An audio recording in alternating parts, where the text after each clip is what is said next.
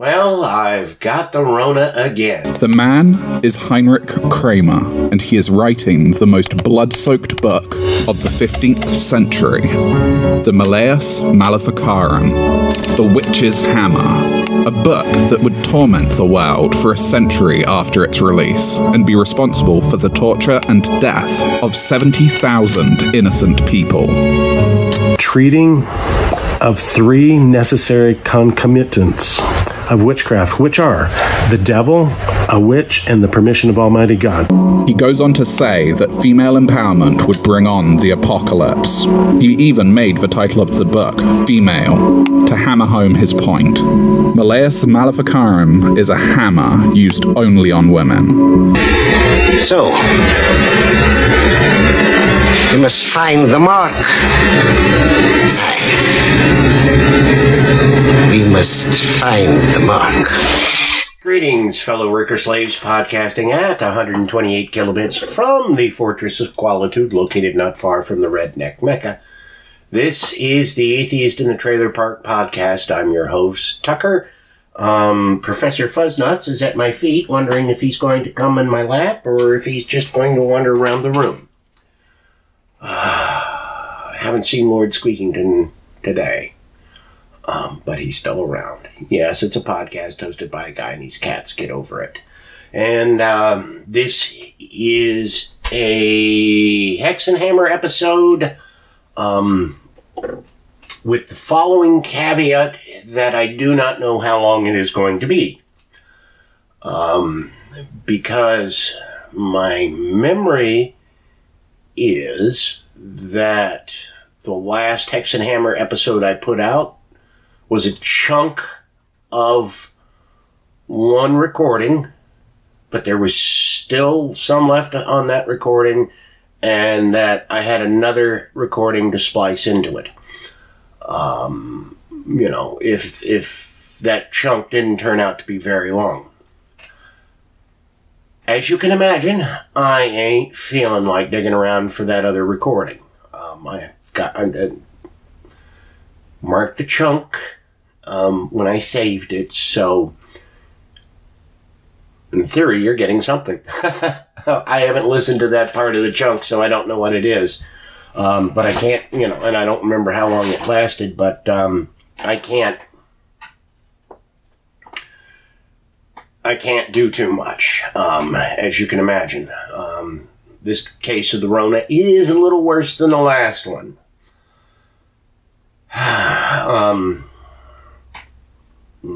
I took 2 days off last week, and then when I, went back to work, because, like most Americans don't really have paid sick time, kind of do, kind of don't, but you can't really use it exactly, and I'm not going into the details of all that right now. So it's like I gotta have money, and I don't know how they'll react to me being off.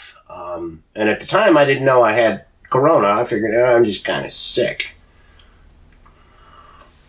So I'm like, well, I'm not going to be a plague rat. I'm going to wear a mask when I go to work.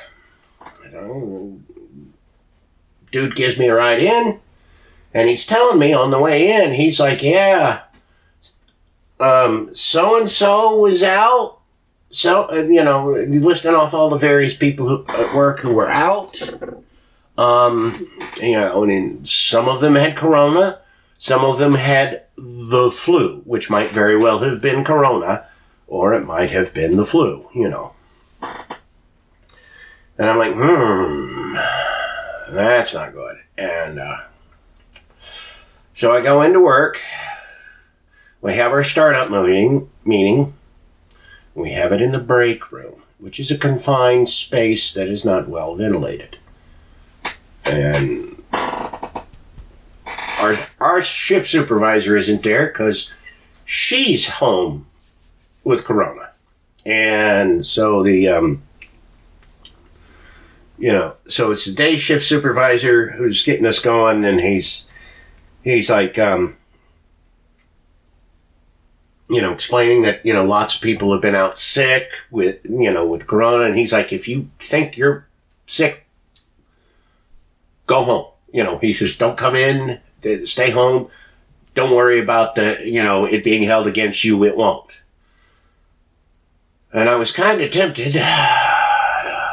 but I was like, no, I got to stay. And then the next day he was out, and he was out for the rest of the week. Imagine that. So, but yeah. So it's been burning through work, and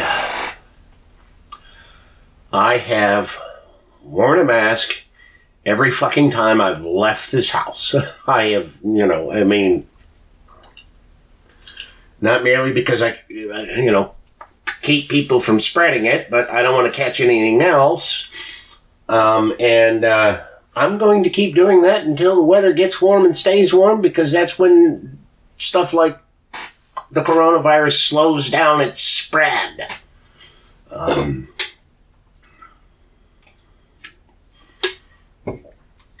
But work was rather routine this week, other than we were short an awful lot of people. And I have managed to survive, because basically I get these El Cheapo energy drinks that have guarana in it, which is, it's a natural source of, I think it's epinephrine. Anyways, it helps clear your lung. It's the stuff they give you in certain nasal sprays. It helps clear your lungs out. Does kind of raise your blood pressure, and it is a bit of a stimulant. So that's how I've been able to function. And since it's the weekend, I've not been hitting them as hard because I need my rest. And I've also been taking the odd baby aspirin, because that thins your blood out. And the reason I'm doing that is because corona causes clotting issues, and hopefully if my blood's thinner than it normally is, I won't have those clotting issues. There is no scientific evidence that aspirin helps with coronavirus, so far as I know, but it seems like it's worth a shot, and it didn't cost me anything for the baby aspirin because I already have it. I don't think I've told the story on the pod before, so I'll tell it now. Years ago, almost 30 years ago now, I was working in a convenience store, and on my day off, I stopped in to pick something up, and I noticed the person behind the counter wasn't who was scheduled. And I was like, hey, what happened? And the person says, oh, well, this guy who was one of our regular customers, who I knew, and who had several mutual friends with me from outside of work. He was in here earlier today, and he had a heart attack and died. And I was like, oh, wow. And he'd fallen out in the store, and there happened to be a CPR-trained person in the store who was there performing CPR on the guy almost the moment he hit the ground. And dude died, and the gal who was working when that happened obviously did not want to stay at work. So she... excuse me. She left, so ever since that moment, because that guy at the time, he was maybe in his 40s, and I was late 20s. I was late 20s. He wasn't that much older than I was, and I was like, oh my God. So, and, one of the things they'll do if you're having a heart attack, and they'll give you baby aspirin because it can thin the blood and, until the paramedics arrive and stuff like that. So I've always carried some on my keychain since then. It's probably not the freshest stuff in the world, but,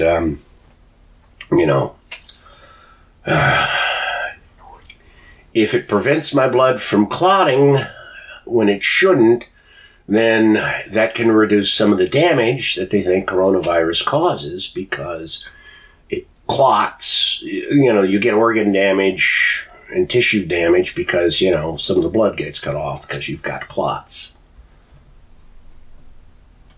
And I had some stuff to do around here, the house, this weekend that I had planned on doing, but no energy, and so I got my laundry done, and well, that's gonna have to do it because just tired.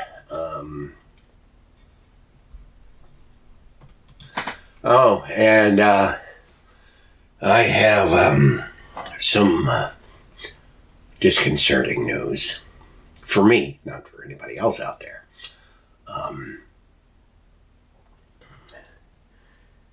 I don't remember if I've mentioned this on the podcast before, but somebody is a very particular eater. He gets his can of wet food, but it has to be beef flavored, and it has to be shreds or something like that. It can't be a pate. He will not eat a pate. And after he got fixed, he started eating other kinds of wet cat food. Still won't touch a pate, I don't think. I haven't offered it any. But he's eaten the others. Like, that's great. That's easier for me because sometimes it's really hard to find the beef-flavored one that he likes. And, so, it's great.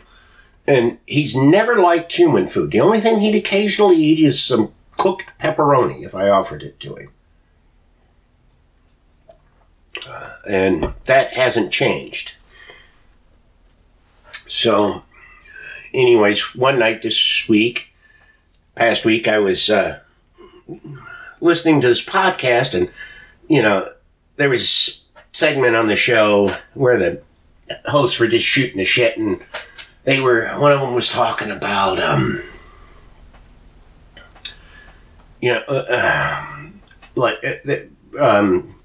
tuna salad on crackers. And I was like, damn, that sounds really good. I haven't had that in I don't know how long.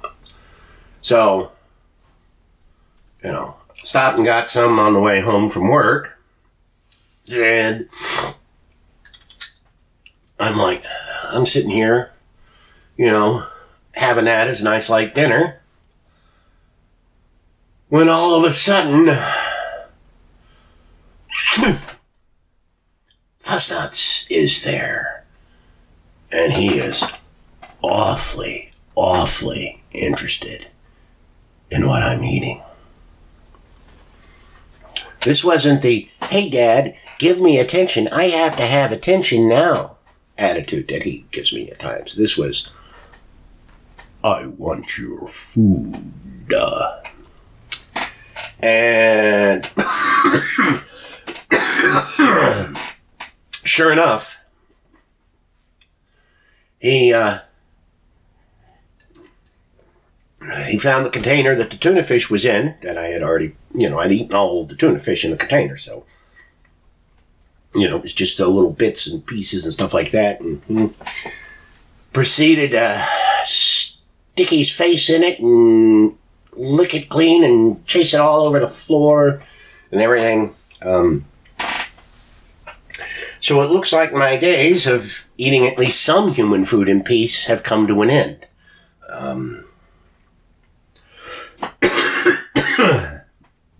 I'm tempted to see what happens if I have sushi, because he's never, like I said, he never bothered me in the past for human food. And so far it's only been tuna salad. So maybe I could eat something, like sushi, and he wouldn't bother me. But then again, knowing him, he probably would. But nothing else I've eaten has he shown the least bit of interest in. So, that's good. At least for now. He's a cat, so, he's going to be annoying. All right. I'm tired. I'm starting to fade. So let me just say, it being the first of the month, I absolutely, positively have to thank everybody who supports this podcast on Patreon, especially now, since I've got 2 days with no pay, and the Patreon support helps make up for a portion of that. So I do appreciate it. And if I'm feeling better next week, you'll have a nice episode, in the sense it'll be long and coherent. And if I'm not, then I'll do my best, and I hope you understand. And so now, let's get to Skullbeard and I reading more from Hexenhammer. Yeah. But I never got anything, and Yeah, well, I'm recording anyway, so. yeah, that's good, because now I can't find a goddamn thing to try and record this one. Bottom left corner says record on mine. Not on mine for some reason. Translate captions. And it hasn't asked me to update in forever, so I don't know what's going on. Got me. Yeah, it's just weird. Fuck, I'm guessing. I think Bill Gates is fucking with everybody. Yeah. Fine, then, let's do this thing. And when it is said in Jeremiah 22, "Write ye this man childless, a man that shall not prosper in his days," this is to be understood with regard to the choices of the will, in which one man prospers and another does not, and this also can be ascribed to the influence of the stars. Alright, you guys are way too into astrology. For example, one man may be influenced by his stars to make a useful choice, such as to enter some religious order. How is that a useful choice? And when his understanding is enlightened to consider such a step, and by divine operation his will is inclined to put it into execution, such a man is said to prosper well. Or similarly, when a man is inclined to some trade or anything that is useful, on the other hand, he will be called unfortunate when his choice is inclined by the higher powers to unprofitable things. Like Bitcoin. Ooh, too soon? Yeah, you heard about all those dudes getting their eyes burned because of... Yep. Yeah. Oh, yeah. Okay, so they had UV lamps on the ceiling, but not the UV lamps that kill viruses. Well, I'm sure they do kill viruses. No, these are the ones that burn your fucking eyes out. So this is a party of, if I'm not mistaken, people who had NFTs. Right. So they got these fucking NFTs that are basically worthless, that they can't even see anymore. Yeah. So that was awesome. I laughed when I heard that. Yeah, it was like, and having dealt with those kinds of UV lights before, they should have known something was wrong.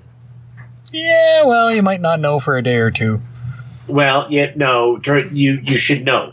Trust me, because they're not, it's like, remember when they introduced the high-intensity discharge headlights and everybody's like, I can't see where anything because that fucker's got his lights on?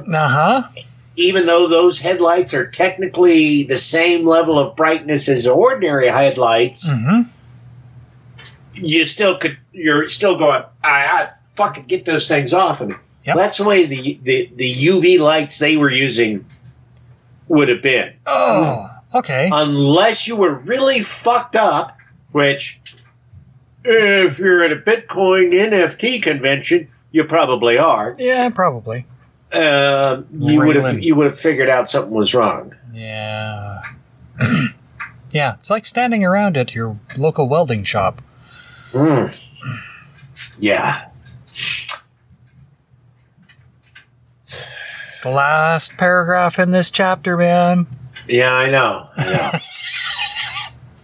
Then we can move on to question 2. Or no, part 2, question 1, chapter 1. Fuck. Yeah. St. Thomas, in his third book of the Summa against the Gentiles, and in several places, speaks of these and many other opinions when he discusses in what lies the difference that one man should be born and another unfortunately born, that a man should be lucky or unlucky, or well or badly governed and guarded. For according to the disposition of his stars, a man is said to be well or badly born, and so unfortunate, so fortunate or unfortunate, and according as he is enlightened by an angel and follows such enlightenment, he is said to be well or badly guarded. And according as he is directed by gods toward good and follows it, he is said to be well governed. But these choices have no places here, since we are not concerned with them, but with the preservation from witchcraft.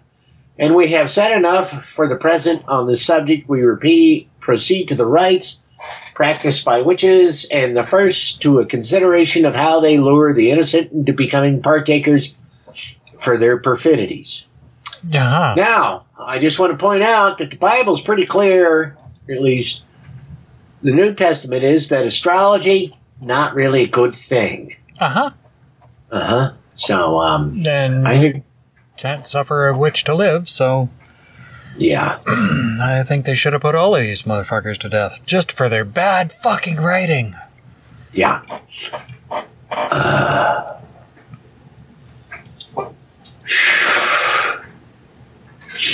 Well, a few more minutes of this. And then Just a few more minutes. yeah. I got an hour and 48 remaining, so we haven't gone that far. Yeah. If, like Lieutenant Savick, we were to go by the book, hours would seem like days. Yes, they would.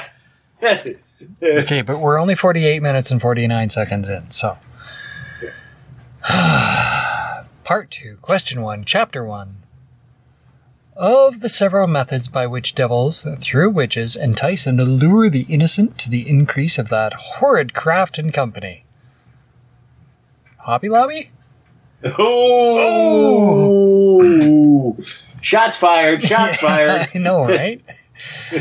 There are 3 methods, above all, by which devils, through the agency of witches, subvert the innocent, and by which the perfidy is continually being increased. And the first is through weariness, through inflicting grievous losses in their temporal possessions. For, as St. Gregory says, the devil often tempts us to give way from very weariness. And it is to be understood that it is within the power of a man to resist such temptations, but that God permits it as a warning to us not to give way to sloth. Okay, I don't know what sloth's got to do with this.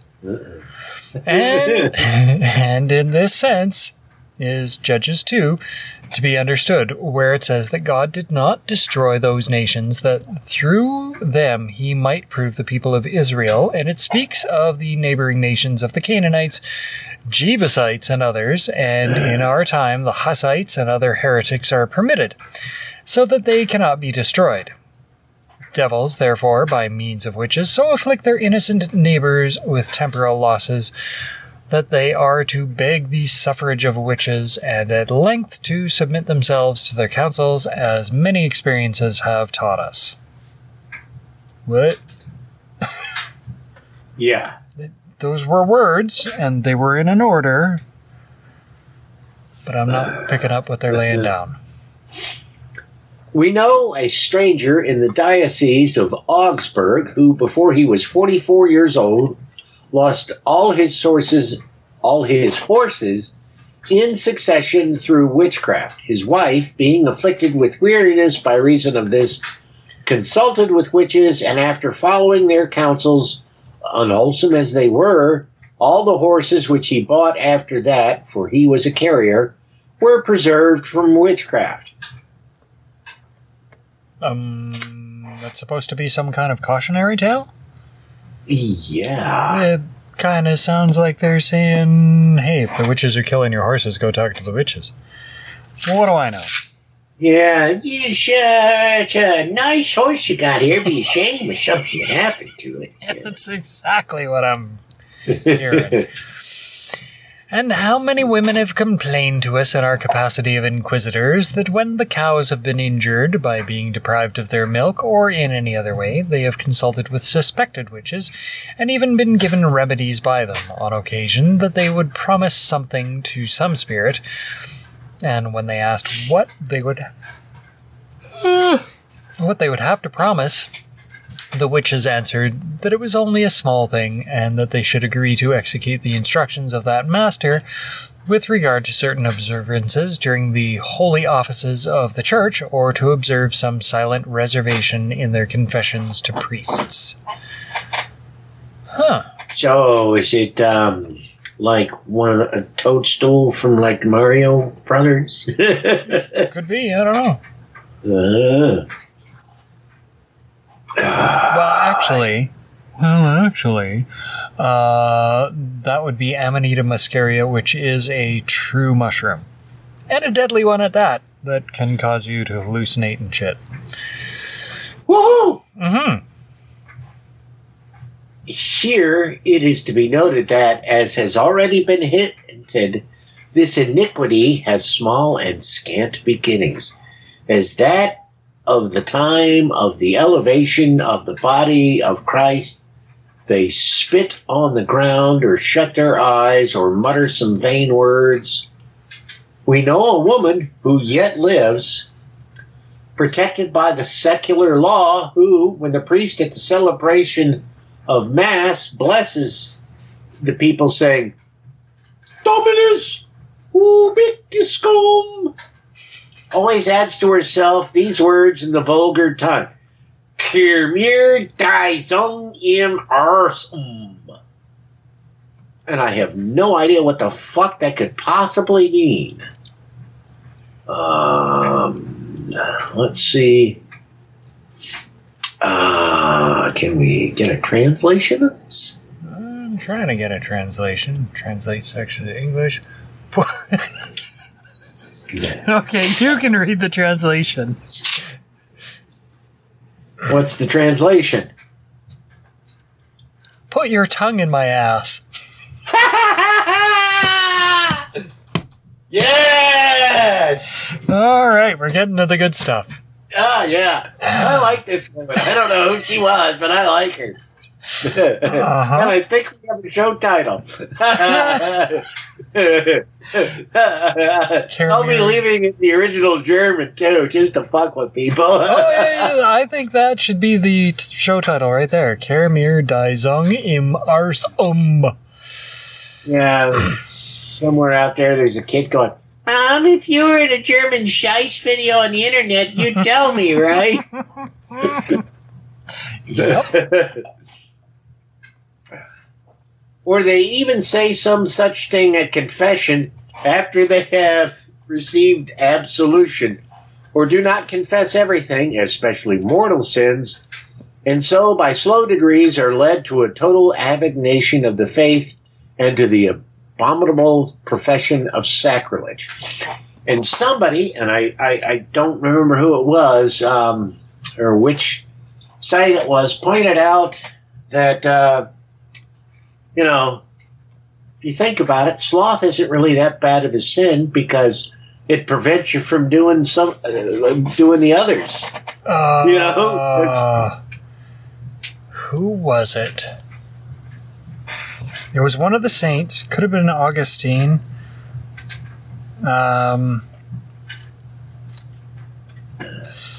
Okay.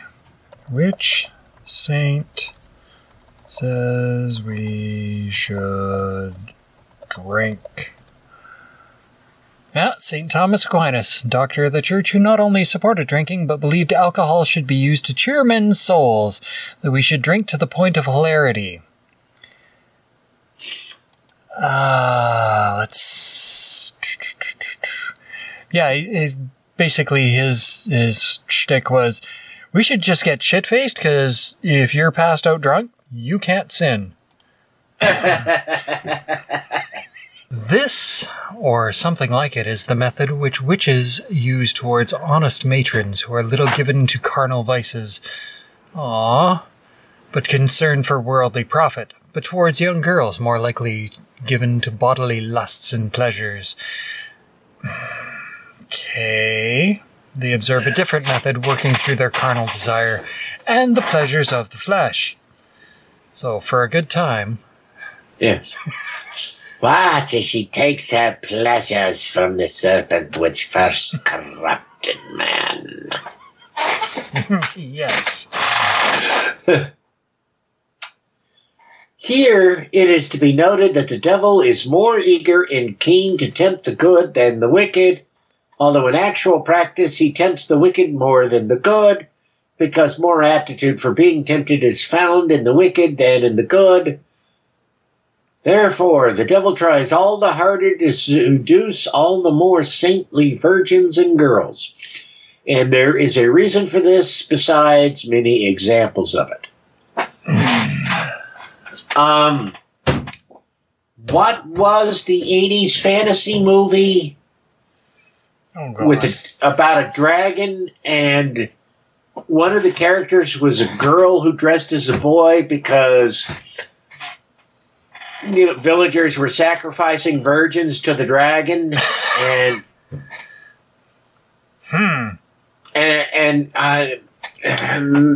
like Mad Magazine was making fun of it, and it comes out, well, I'm a girl, but I'm dressed as a boy, because they're going to sacrifice virgins to the dragon, and he's like, I know, hey, we can solve that without you having to wear a disguise.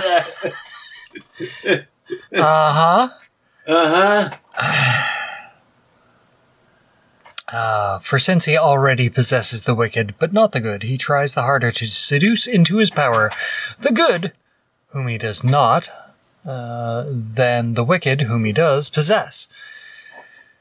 Similarly, any earthly prince takes up arms against him who does not acknowledge his rule rather than those who do not oppose him. Huh? Hey. I know. I'm smelling toast, man.